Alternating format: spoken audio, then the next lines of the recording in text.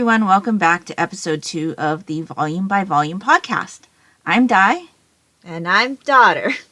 And today we will be talking about volumes 3 and 4 of Assassination Classroom by Yusei Matsui.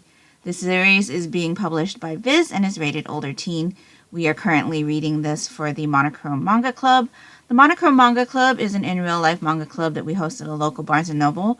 We usually read 2 first-in-a-series selections, and we're currently doing 2 full series reads. This is one of those series reads. For today's episode, my daughter and I will be sharing our general thoughts about these 2 volumes. As such, there will be spoilers, so if you haven't read these volumes yet, we suggest that you not listen to this recording until you have. And with that, let's get started. So, I don't really think we're going to have a lot to say about these 2 volumes. Daughter and I are reading this on the Shonen Jump app, so in case you are interested in reading these volumes and then coming back and sharing your thoughts with us, you can check that out there as well. But yeah, these 2 volumes brought 2 new students to the classroom. It was very interesting to see how the current students kind of reacted to meeting the new students and how they reacted to the new students getting in on the assassination task. Yeah, so I think you mentioned this when we were talking to our group. It seems like the students are genuinely interested in learning now.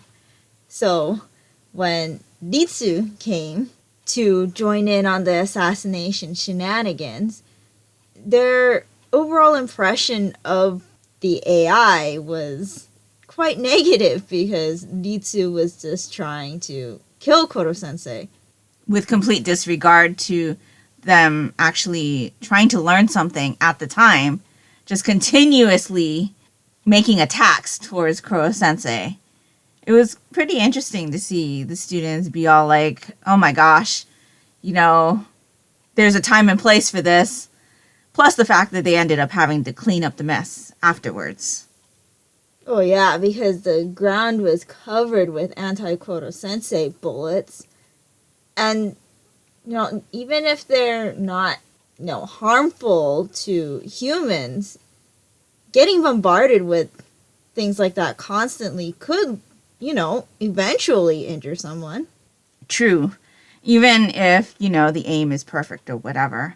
But it was also interesting to see how, with just the short amount of time that Ritsu was in the classroom, she already learned something from Koro-sensei. He's just that type of teacher that can give everyone something without them even realizing it. Well, and technically he gave something physical because he added on to her programming. But the intelligence programming that she already had caused her to modify her thinking, which allowed her to think that, okay, I need to hide certain things from her programmers when they came to quote unquote fix her. So that was interesting. And I'm really enjoying seeing how she's getting along with the other students, even though she just downloads herself onto their cell phones without permission. But they kind of already also, the students, treat her as one of their own. Yeah, because she's a student. Technically, she's enrolled as a student, and she does learn things from Koro-sensei, even if, standard general education might not be pertinent to her, code or anything. But she is learning on a social level, I would say. Most definitely. So do you want to say something about the other student that joined in the class in these volumes? I don't really have much to say about him. That's the weird thing. He is definitely eccentric, I would say. He is, but so is Koro-sensei, and technically they're brothers. Yeah. It definitely was interesting to see them fight each other because they're similar. And we could see throughout the day before their fight how their habits mirrored each other's. I'm really interested to hear more about the brother, how the brother was created, more about Koro Sensei. It just kind of gets those like questions and thoughts and things about what exactly is Koro Sensei, you know. And in relation to that, now he has this brother. Were they created? Like, what are they? Who created them? If they're even creations, are they experiments? Like, there's so many more questions now in regards to not only the brother, but Koro Sensei as well. I'm still looking forward to hoping to get more information on that. And the characters themselves are also expressing that interest, because Karasuma had actually questioned Koro Sensei when they were on the onsen trip. You know, was this during the time that you had 2 arms and 2 legs? So he's making an insinuation there. Yeah. So, like, you know, they're not, like, completely buying that, oh, I'm an alien and I just came to destroy your world type of narrative that, you know, he was trying to sell. I think it'll be very interesting when the brother does come back after recovering from the fight to the classroom and seeing how he reacts and what kinds of things he'll end up learning for Koro Sensei, because I think for the classroom, Koro Sensei, first and foremost, is a teacher. Even though one of the kids' tasks are to take him out, he definitely has imparted wisdom onto them. They learn from him, and we've seen it very early in this series. And so I think all of that, plus the fact that the more you get to know Koro Sensei and see how he treats the students, he becomes a more endearing character. So regardless of what happens as we get closer to the end, I think it's going to make whatever happens, whether it be Koro Sensei destroys the earth, or Koro Sensei being taken out by one of the students or one of the people that they are inevitably keep sending to the school to try to take him out in the student's stead because, quote unquote, it's taking too long. I think whatever happens, heartstrings are definitely going to get pulled. I know a few of our manga club members, and I know Daughter has already, had experience with the end of the series. I have not, but I have been told that tears have been shed. So I'm not looking forward to that. In fact, that is one of the reasons why I put the brakes on my completion of this series. And so, yeah, the end of this series is not something that I'm looking forward to because I don't particularly enjoy super emotional stories, but for right now, it's still got a lot of humor in it. It's still got a lot of humor, some endearing moments, and, there's also some action. I mean, we had students being kidnapped on their school trip in, I think, Volume 3. That was really interesting to see how Koro Sensei imparted knowledge onto his students to be able to get out of that type of situation or how to handle a situation like that. The effort that he took to put together those tour, I guess you would call them books, because that is much thicker than a pamphlet. But all of the information that he provided to the kids, and even, notes that say, you could use this as a weapon and things like that. But with that, with that situation, we've also got to talk about the fact that there was implied sexual assault during that scenario where the girls got kidnapped and the guys were wanting to have quote unquote fun with them. But further along in, I can't remember if it was Volume 3 or Volume 4, this is one of the things that is kind of something that bothers me, not having physical copies of the volumes to be able to reference back to while we are doing discussions of this, not only with you, but with the manga club. But yeah, in one of the volumes, Miss Vitch, or I said I was going to call her Irina because it's just easier that way. She French kisses a student as a reward, I think, for something. That's sexual assault. Not to mention, very inappropriate for a teacher. I can see that, this class is very unconventional in how they're being taught, who's teaching them, and the assassination attempts that they're being asked to make. But at the same time, you still have to realize that, real world things still do apply here. And her actions, Irina's, were inappropriate.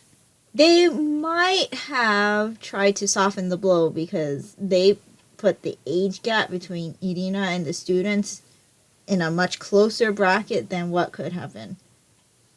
Because True. she is supposedly 20.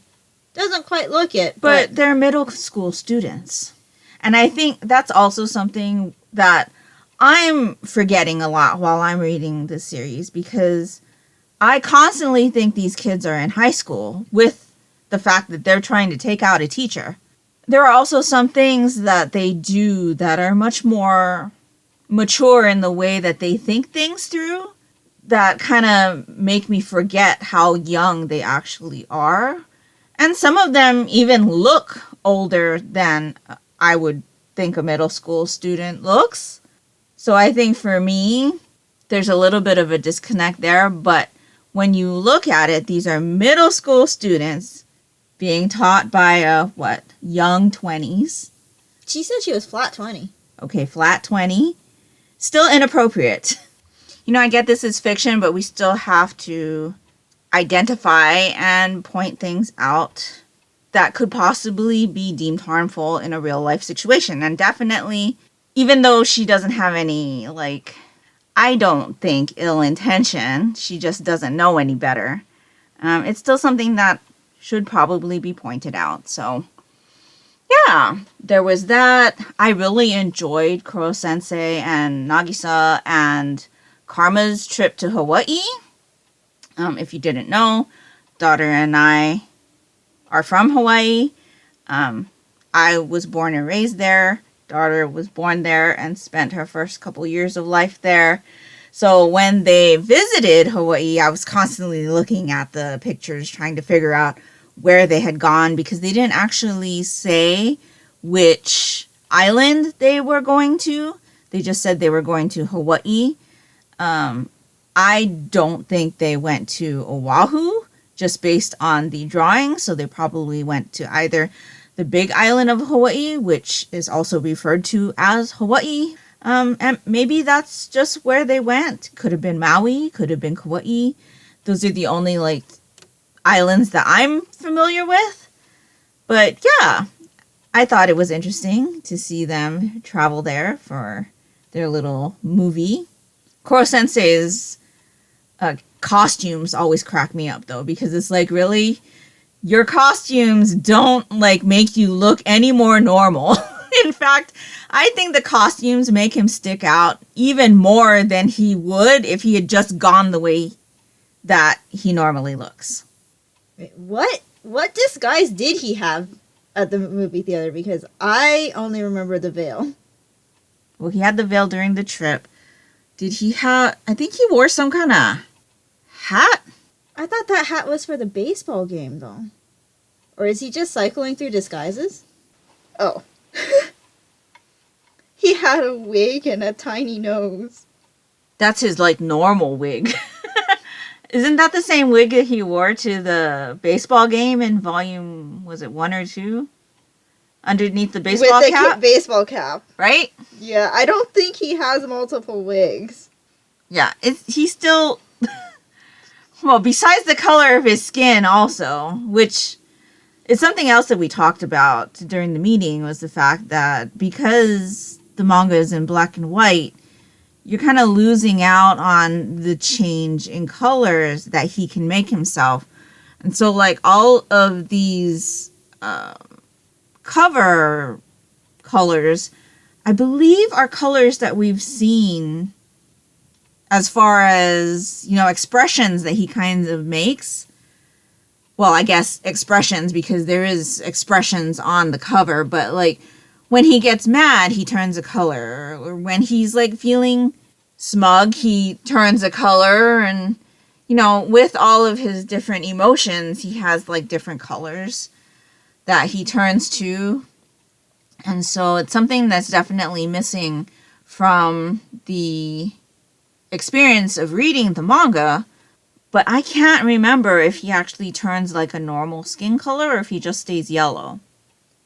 From what I remember, I think he was yellow because, like, the yellow is, you know, like his default skin tone. I believe when he went out in the anime with his disguises, it was with his yellow skin. Yeah, I can't remember. It's been so long, but I mean, I just think that it would be so much better if he just didn't do the disguise, because the disguise definitely would make me look twice. Well, the disguise is working at the tail end of our segment of reading, though. He disguised himself as a baseball. True. And that was one that we hadn't seen before. Yeah, no, this is kind of like Koro Sensei in stealth mode, you know, because he needs to be there actively trying to help his students, but, you know, you can't have, like, you know, earpiece or, you know, a radio to try to cheese your way through the game. So he's, like, physically, you know, going through his, you know, spectrum of colors, trying to give them a heads up. Right. No, which is, you know, an interesting aspect of Koro Sensei himself. He's just, you know, using, you know, his arsenal of tools, and this is also helping his students, just in a different environment, I guess you would say. I think the only other thing there is to talk about that happened in these volumes was the fact that Irina's mentor came and basically challenged her to a duel. What was that, a duel? I don't know. I don't know. I think those scenes where Irina was fighting her mentor, or not really fighting her mentor, but being challenged, I guess is the appropriate term, by her mentor, really showed you how connected the students have gotten to her in the short amount of time that she's been one of their teachers. They were really rooting for her. I think it's because, you know, she has started to put the students first rather than, you know, going all in on the assassination attempts. Kind of like Ritsu, if you think about it. You know, once, you know, these new characters started giving the students, you know, kind of like the respect or the attention that they should be given in a school environment, you know, the students warm up to them. Kind of like accept them into, you know, like their little family or something, I guess you would say. Because the class, you know, is full of outcasts. They're trying to, you know, stick together, I guess you would say. And those who oppose them, you know, try to ditch them like the rest of their school has, they don't have the time for that. I am a bit disappointed with Karasuma, though, and how easily he just let Irina win. I think he could have made her work for it a little harder. I mean, that was so anticlimactic. Part of it, though, might be because, you know, he didn't want to work with Irina's mentor. True. I mean, the best thing all around was to let her win, but I don't know. He should have still made her work a little bit for it, especially in light of the fact that her mentor was looking on and the inevitable outcome of what was going to happen was that she was going to win because the mentor bowed out. I mean, he got injured. Yes, but he also like took one hit and was, sent into a direction he didn't want to, and he's like, nah, this attack's gonna happen later. Retreat, tactical retreat. And what? Yeah. I'm like, so much for the mentor. But I still think that we should have seen a little bit more effort from Irina. 5 or 10% maybe. I mean, considering, she's supposed to be this professional assassin, we don't really see much of that from her. Like, we get told, but there's not much visual to back that up. So I would have liked to see her actually fight Karasuma a little bit more. Even though we know that she can hold her own and stuff like that.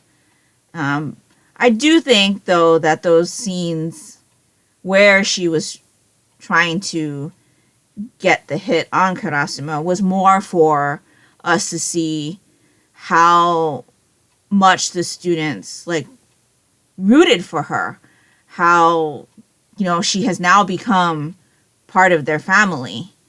And I think that's, important for the story. Yeah, this little mock battle between Irina and Karasuma is more like a teaser, I guess you would say. Probably to show that, she does have combat abilities. She may not utilize them within her teaching, but the fact that she can, hold her own in a fight might mean that she needs to use them in the future. Or she needs to teach them, the students, these practices for something in the future. With that being said, I do hope that we do see Irina in more combat situations. Because that little tidbit wasn't quite enough. No, it definitely wasn't. But like I said, I think that scene was more for us to see how much the students really have accepted her now at this point of the story. And we're only 4 volumes in at this point, so there's still quite a bit to go.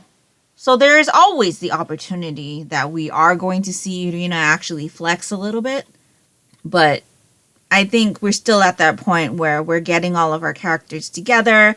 We're seeing how they react to each other. We're seeing them make those friendship bonds with each other. And seeing how Koro Sensei is impacting not only their learning, but, their lives. And how his, interest in their well-being is making an impact on them as well. But again, okay, going back to this baseball game that you were talking about, now we're in the middle of this game, right? That's where Volume 4 ended, right? In the middle of the game. Right. And I feel like here we are, Volume 4, and here's the principal again. It's like, didn't we see him in Volume 2? And now we're seeing him in Volume 4. So is he going to be there in every other volume? Gee, now that you say that. Who knows? Again, I don't have the volumes to physically be able to flip through, but I'm pretty sure the last time we saw the principal was in Volume 2. I think they were taking those exams, right? With the rest of the school. They had to go up to the main school and take the exams. For midterms. Yeah, because he needed to visit the classroom before midterms happened. I don't know. I feel like we don't see him regularly, but I feel like it's kind of been like every other volume. I may be mistaken. I know we didn't see him in Volume 3, though. No. But yeah, he's definitely up to no good. I think his up to no good schemes was the sole reason why I remembered his name. When we were watching this for the first and only time. Because he comes in, and then they say his name like 10 times. I'm like, oh, that's what his name is. And his name is? Because I don't remember. Asano Gakushu. Gakushu Asano. Okay. But yeah, I don't know. That was just a random thought that I had while I was reading the volumes. Now when we read the next selection, we need to see if he'll make another appearance in the end of volume 6. We'll still see him. Well, he shouldn't, because if it's like, you know, just here and there, maybe volume 7, because we'll see him again in volume 5 because of the baseball game that's still going on.